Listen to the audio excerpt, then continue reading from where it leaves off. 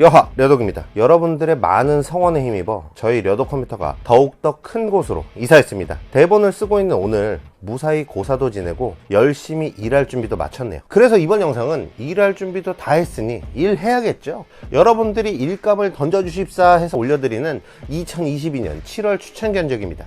가격대별로 20개 견적을 준비했으니 안전벨트 차시고 나초칩 하나 옆에 끼시고 시청해주세요.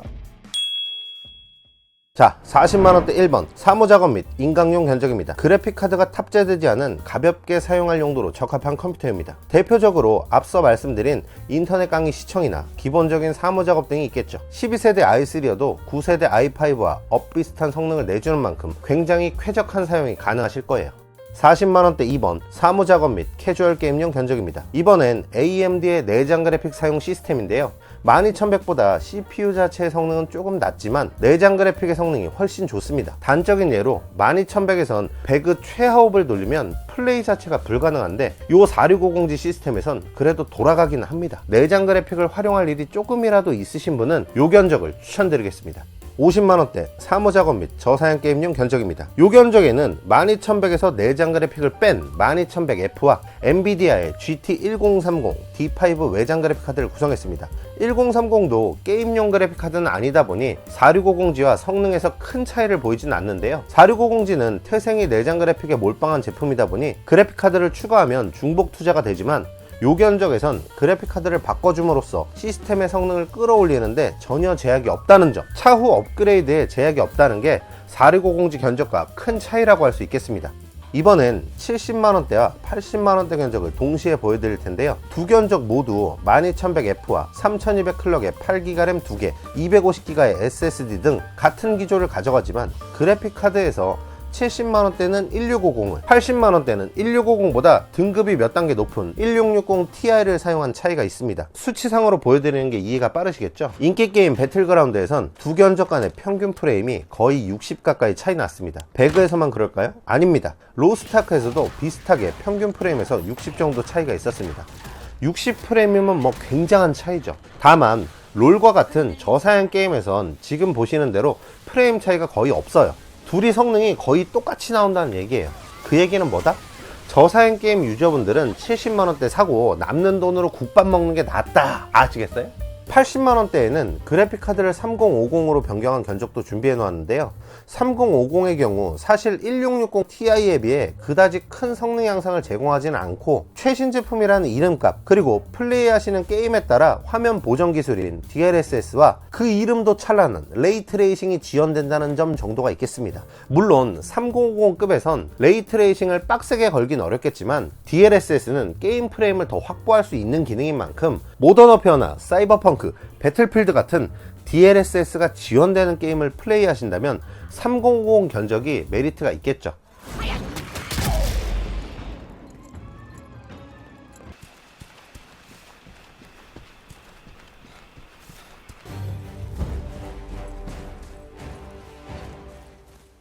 $90만원대 견적에선 오랜만에 AMD 견적을 준비했습니다. 5600의 경우 출시 초기에 5600X보다 클럭도 낮은 게 가격만 비싸다고 욕을 바가지로 얻어먹었었는데 최근 들어서야 5600X보다 약간 저렴해지고 있어 이번에 한번 구성해봤습니다. 물론 돈 조금 더 주고 5600X 쓰지 하는 분들 분명히 계실 테니 옵션으로 5600X를 넣어뒀어요. 편하신 대로 구매해주시면 되겠습니다. AMD인 만큼 폭넓은 호환성을 적극 활용해 AM4의 고트 EXA320M 게이밍 보드를 구성했고요. 여기에 SK 하이닉스의 P31 NVMe SSD 그리고 2060보다 저렴하지만 좀 더 높은 성능을 보여주는 라데온 6600을 사용했습니다. 여러모로 가성비에 집중한 견적인데요. 절대 성능도 절대 뒤처지지 않는 견적이라 자신할 수 있습니다.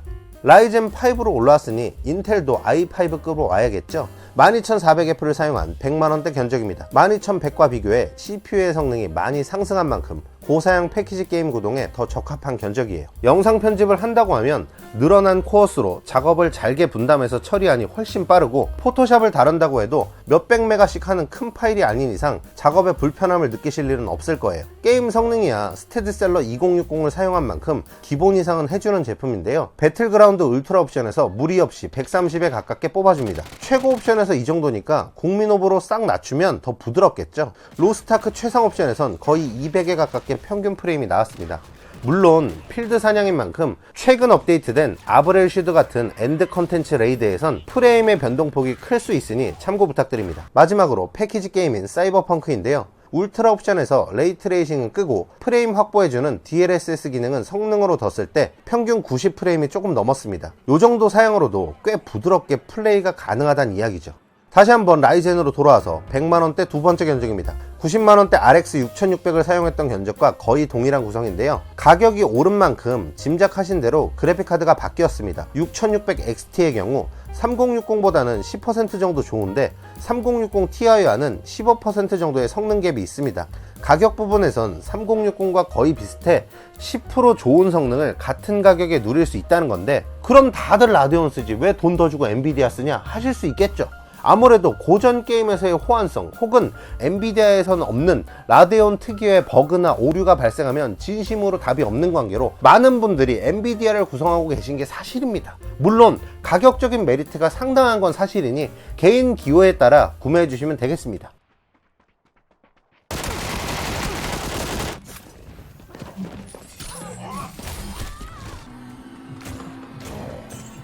$110만원대 12400F와 3060을 조합한 게임 및 편집용 견적입니다. 몇 달 전보다 상황이 나아진 덕인지 같은 가격대에서 더 좋은 시스템 구성이 가능하게 됐는데 마음이 놓이기도 하고 그렇습니다. 아무튼 요 정도 금액대, 요 정도 성능이 사실 가장 많은 분들이 무난하게 사용하시기에 적절한 가격대인 것 같아요. CPU, GPU 모두 너무 낮지도 과하지도 않은 사양에 SSD도 500GB, 성능 좋은 걸로 구성했고 사제 쿨러까지 들어가 있으니 쿨링과 감성 모두 어느 정도 충족이 되거든요. 배틀그라운드 울트라 옵션에서도 무리 없이 150에 가까이 뽑아주고 인터넷을 뜨겁게 달궜던 엘든링에서도 프레임 제한 60을 부족하지 않게 유지해주는 모습입니다. 5600과 5600X가 성능 면에서 큰 차이가 없는 건 사실이지만 5600X의 업적을 생각하면 리스펙 해야죠. 이번 견적은 5600X와 3060 Ti를 조합한 고사양 게임용 견적입니다. EXA320 보드를 계속 유지해 가성비를 극한으로 끌어올린 건 맞지만 다양한 장치의 추가, 즉 확장성을 어느 정도 포기한 면이 있다 보니 견적 구성에 따라 보드를 변경하실 수 있게끔 옵션으로 넣어두었습니다. 이 제품의 게임 성능 바로 확인해 보겠습니다. 3060 Ti부터는 QHD 게이밍도 어느 정도 가능한 만큼 참고하실 수 있게 준비해 봤는데요. 지금 보시는 대로 배틀그라운드를 플레이했을 때 FHD에선 160대 중반, QHD에선 110대 중반 정도를 기록했습니다. 모두 울트라 옵션에서 테스트한 만큼 국민 옵션으로 낮추시면 프레임이 올라갈 여지가 있다는 거 알아두시면 좋을 것 같고요. 로스트아크를 최상 옵션으로 플레이했을 땐 FHD에서 220 정도, QHD에선 160 후반, 170에 가까운 평균 프레임을 기록했습니다. 이전에도 말씀드렸다시피 엔드 컨텐츠인 레이드를 진행하실 땐 프레임이 어느 정도 감소할 수 있다는 점은 참고해주세요. 인텔을 선호하시는 분들을 위해 12400F로도 동일 사양 견적을 준비했습니다. 물론 요 견적은 보드 값에서 차이가 나는 만큼 가격도 조금 올랐어요. 이런 부분에서 EXA320 보드의 위험을 다시 한번 느낍니다. 다들 외치세요. 에이맨! 여기서부턴 3070이 등장합니다. 꽤나 값나가고 럭셔리한 견적이다 이거죠. 140만원대 가성비 중심 고사양 게임용 PC입니다. 가성비 중심이라면 아무래도 라이젠, 그 중에서도 5600X를 사용해야겠죠. 그리고 EXA320 보드 나온 지 5년이 다 되어가고 AM4 라이젠의 시작부터 마지막까지 함께하고 있는 보드인데 다시 한번 외칩시다. 에이맨! 여기에다가 ASUS 3070과 하이닉스 P31, 시소닉 700W를 곁들였으니 가성비 견적이라도 놓치는 거 하나 없다 이거예요. 아시겠어요?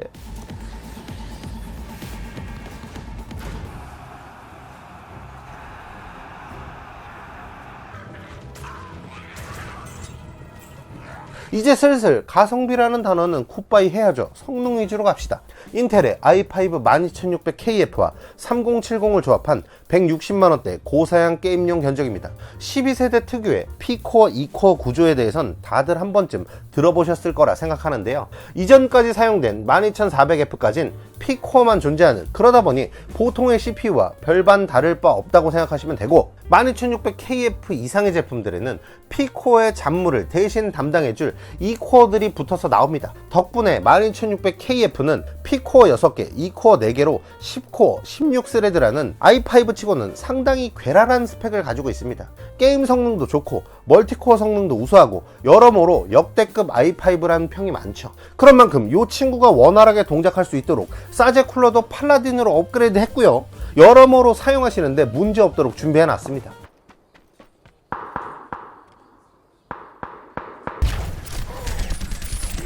목표를 포착했다.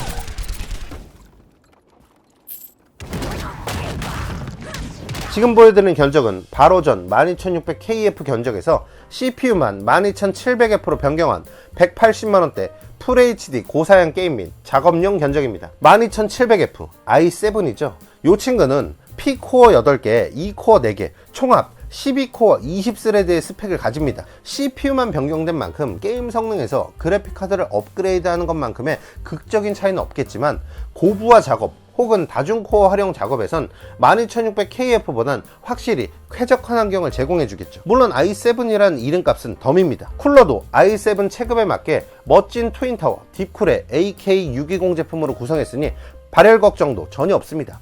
12600KF와 3070ti를 조합한 180만원대 QHD 게임용 견적입니다. 바로 이전 견적에 12700F에 3070을 조합한 견적과 가격이 거의 비슷한데요. 앞서 설명드린 대로 i7급부터는 높은 코어, 스레드 수로 작업에 조금 더 방점이 찍히는 만큼 단순히 게임이 목적인 경우라면 그래픽카드가 한 단계 더 높은 요 견적이 더 적합합니다. 배틀그라운드 울트라 옵션 기준으로 3070ti가 20프레임이 약간 안되게 더 높은 프레임이 나옵니다. 로스타크에선 차이가 약간 더 벌어져서 30프레임 정도 차이가 났어요.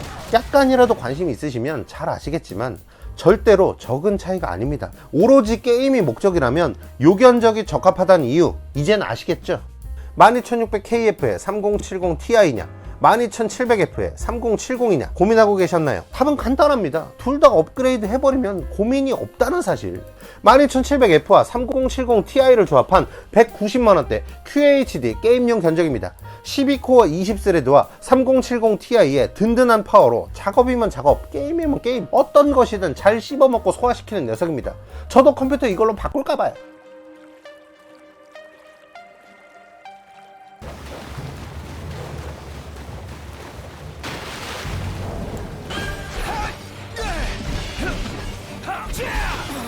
자, 여기서부턴 200만원이 넘습니다. 3080이 들어가는 본격적인 하이엔드 컴퓨터인데요. 인텔이고 라이젠이고 엔비디아고 라데온이고 신제품 출시가 목전에 있는 만큼 앞으로 보여드릴 견적의 구매는 컴퓨터가 급하게 필요하신 게 아니라면 추천드리지 않습니다. 그래픽카드야 나오면 그걸로 바꾸면 되지 하시겠지만 가격은 어떻게 되고 전력 소모는 어떻고 등등 나온 게 아무것도 없는 상황인 만큼 구매를 다시 한번 생각해 주세요. 220만원대 QHD 게임용 및 영상 편집, 방송용 PC입니다. 12700F와 3080으로 QHD 게이밍은 물론 4K도 발을 들여볼 수 있는 조합이고요. 영상 편집, 렌더링 등 고부하 작업을 돌릴 경우를 대비해 공랭 쿨러보다 쿨링 성능이 더 좋은 수냉 쿨러를 구성했습니다. RGB 감성이 범벅인 수냉 쿨러에 맞게 램도 튜닝 램으로 준비했고요. 램 용량을 늘리거나 더 좋은 램을 구성하고 싶으신 경우 옵션을 활용해주세요. 260만원대 12700KF와 3080 조합의 QHD 게임용 및 멀티 작업용 PC입니다. 인텔 제품 라인업에서 K가 들어간 경우 K가 없는 제품들보다 기본 클럭이 높고 오버클럭이 가능한 게 특징인데요. 높은 동작 속도를 통해 빠릿빠릿한 사용이 가능하지만 쉽게 뜨거워질 수 있습니다. 그런 만큼 조금 더 본격적인 쿨러 딥쿨 LS720 제품을 구성했습니다.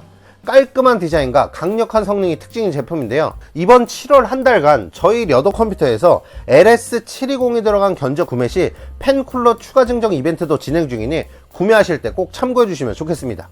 마지막 360만원대 견적입니다. 12900K의 DDR5 램이 특징인 제품인데요. DDR5 램의 경우 출시 초기에 비해 확연하게 저렴해진 것도 있고 많은 오버클럭커들이 자신의 정신을 갈아 넣은 결과 오버클럭 방법과 활용에 대해서도 길이 개척이 된 만큼 이제는 사용할 만한 메리트가 어느 정도 있어 보입니다. 거기다 차후 나올 고클럭 DDR5 램들을 생각해보면 미리 시작하는 거 나쁘지 않을 수도. 시소닉의 GX1000파워나 비콰이엇 케이스 등 내실과 외실 둘 다 충실한 견적입니다. 물론 앞서 설명드린 대로 구매는 다소 신중하게 고려할 필요가 있겠지만요. 자, 요렇게 2022년 7월 추천 견적 영상도 마무리되었습니다. 신제품 출시를 몇 달? 아마 몇 달이 맞겠죠. 설마 내년으로 미뤄지겠어요? 그죠? 아무튼 얼마 남겨두지 않은 상황에서 말씀드린 대로 하이엔드 PC를 사기엔 확실히 애매한 타이밍인 것 같고요. 100만원 언더부터 시작해서 100만원대 중반에 가성비 위주, 성능 위주의 PC 구매는 사실 추천드릴 만한 것 같습니다. 3080이 100만원, 120만원 하는 시기가 다시 온 만큼 존버 끝낸 분들도 많이 계신 걸로 아는데요. 타이밍 놓쳐서 존버 해제에 실패하신 분들은 남은 몇 달 조금만 더 참으셔서 아예 최신형으로 싹 바꾸시는 게 맞는 것 같아요. 물론 물량이 얼마나 들어올지는 아무도 모르지만요. 마무리하겠습니다. 저희 려더 컴퓨터 여러분들의 성원 덕분에 무사히 확장 이전까지 마무리했습니다. 감사드립니다. 앞으로도 일감 많이 던져주시길 부탁드리겠습니다. 영상이 마음에 드셨다면 오늘도 역시 좋댔다고 부탁드리고요. 다음 영상에서 다시 만나요. 안녕.